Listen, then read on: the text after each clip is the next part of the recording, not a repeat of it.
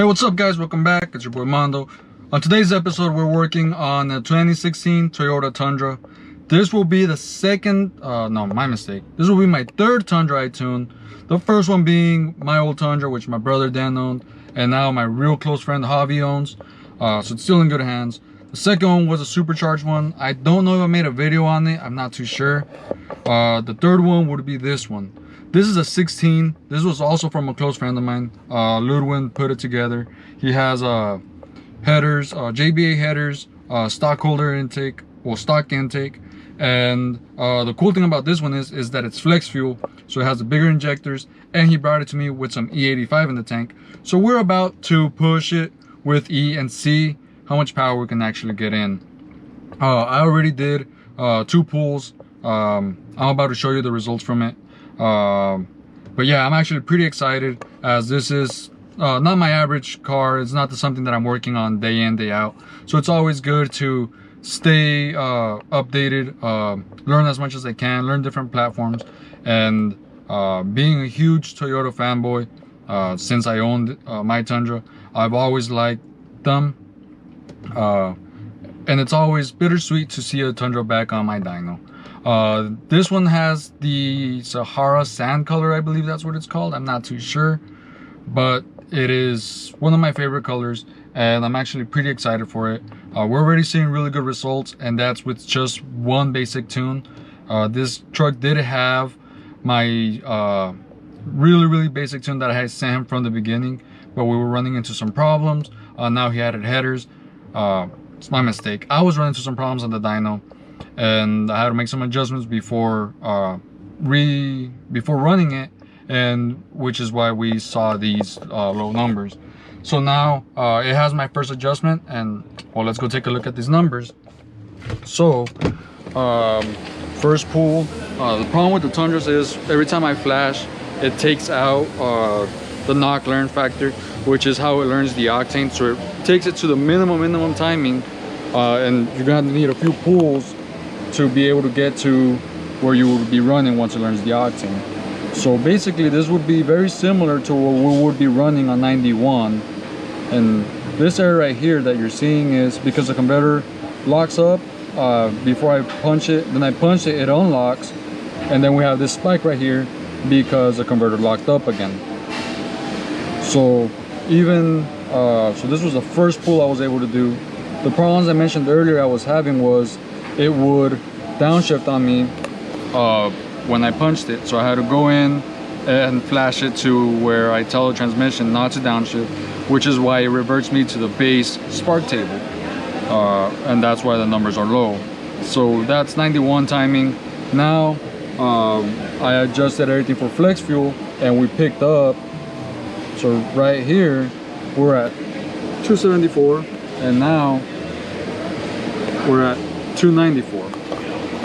So that's 20 horsepower we picked up, and honestly that is insane for just making some adjustments to flex fuel, especially coming from a naturally aspirated engine. Don't even get me started on the torque. We're at 340, and at this RPM before we're at 321. So even with the converter unlocked, we picked up a ton of torque and a ton of horsepower. So I'm not too sure if I want to lock up the converter this next pull, because I don't know this transmission's well enough, and I really don't want to cause any damage. So right now all I did was made some more fueling corrections. We added a little bit more timing down low, see if we can get a little bit more.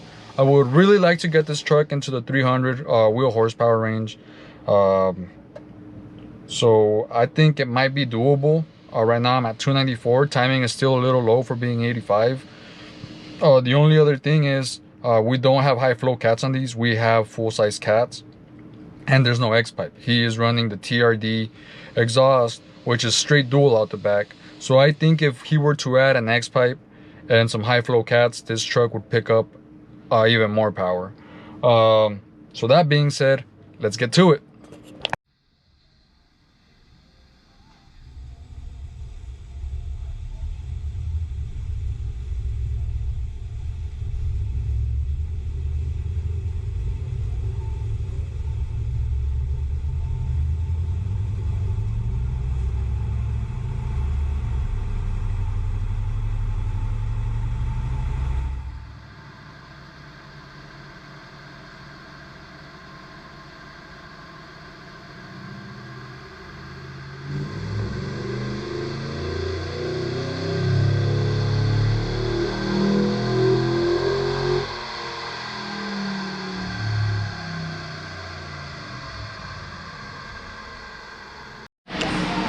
All right, guys, so I believe I reached my goal of 300.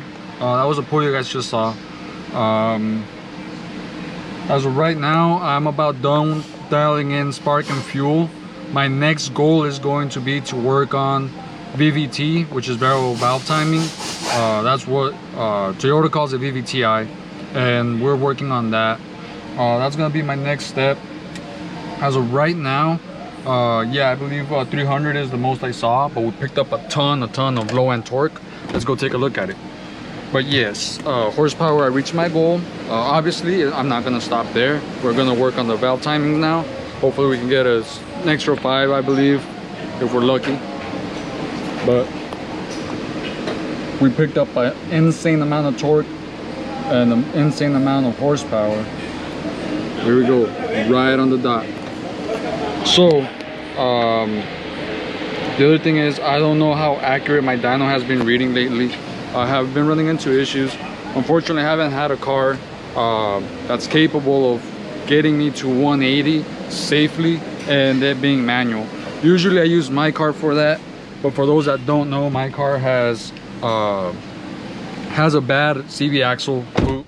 It ripped when one of my bolts fell off, so I haven't been able to get to that, and that's why the numbers might be a little low, might be a little high.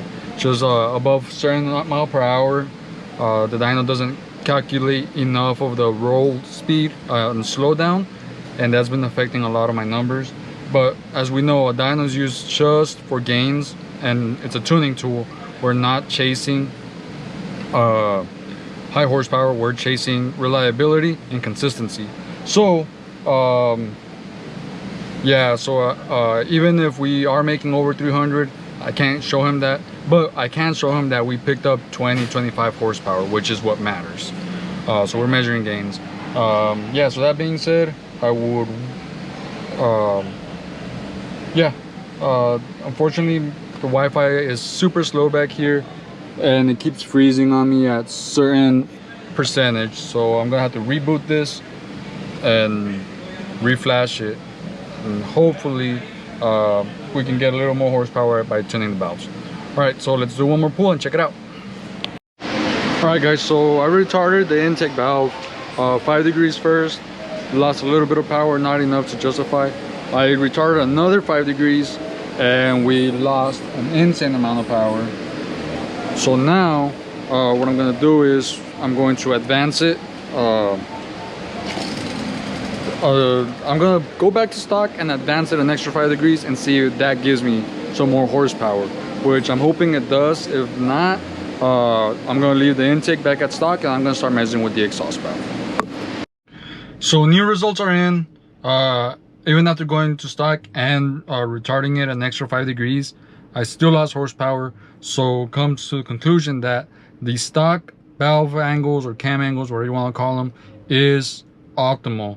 I guess Toyota really gave us their best when it came to airflow and their airflow model, at least on the intake side. So now I'm gonna go back to stock on the intake side and I'm gonna start messing with the exhaust valves. I'm hoping there's some extra horsepower somewhere in there. If not, this truck is pretty much wrapped up after this. So I probably have 2 more pulls. We're going to advance exhaust first, and then we're going to retard it, see what it likes better. And if either direction did not give us more horsepower, we're gonna keep it back to stock and hope we stay still in that 300 horsepower mark that we were seeing earlier. All right, guys, so I just got done doing that pull and we're back to the same horsepower we were at before. This is retarding the cam, the exhaust cam this side 5 degrees from stock with stock intake cams angles, and we did lose slightly a little bit here and there, but it's not enough to justify. So we're gonna retard another 5 degrees and give that a try. If not, we're gonna go the opposite direction and see if we can get some more than what we were at previously. All right, guys, so I got the final results, and yeah, we continue to lose power. How much? It's hard to say. Let me check. But we lost 2 horsepower from the previous pull at -5, 3 up top, So yeah, we lost approximately over 7 by retarding 5 degrees, an extra 5 degrees. So we're a total of 10 on the retarded side from stock, and it didn't like it. So we're going back to stock, and other than that, this truck is pretty much wrapped up. We should still be making the 300 horsepowers because we're going back to that tune that gave me that power. So that being said, we are ready to ship the truck. I think little ones are pretty much, they should definitely feel the difference in horsepower and torque, because that's, like I said, that's an insane amount we picked up. And all that is thanks to running the E85 in it. It's high octane. So yeah, we picked up, the max we picked up was 352, and we were at a peak of 325 on torque before. So we picked up around 30 foot-pounds and an extra 24 horsepower. So off of a tune and E85 alone, that's pretty insane. Unfortunately, I didn't get this truck when it was completely stock. I got this truck with headers with cooler stock intake and my pretty basic tune that we did on the street, which had already improved a bit. And overall, I can't say how much we picked up over stock. I know the numbers seem pretty low for what's done to the truck. Like I said, it's probably my dyno is not completely properly calibrated, but the amount of horsepower we gained is what matters, the gains we saw. So if you have a flex fuel Tundra, I don't recommend you run the 85 until you get a tune for it, because going through the tables, for some reason Toyota thought it would be a good idea to actually pull timing when you're running 85 instead of advancing timing. And the problem with that is it's costing you a lot more fuel, and you're actually losing horsepower if you would just run 91. Obviously that's if you're not tuned for it. If you are tuned for it, there's a ton of horsepower to be made. And that pretty much concludes today's video. I didn't include a lot of pulls just because it eats up a lot of time, and there was a lot of information on tuning these that I would have liked to get out. So in order to keep the viewing time down for you guys, so it doesn't carry on and get boring just pull after pull, I strictly did just one pull. I only recorded one pull and try to get the most information out.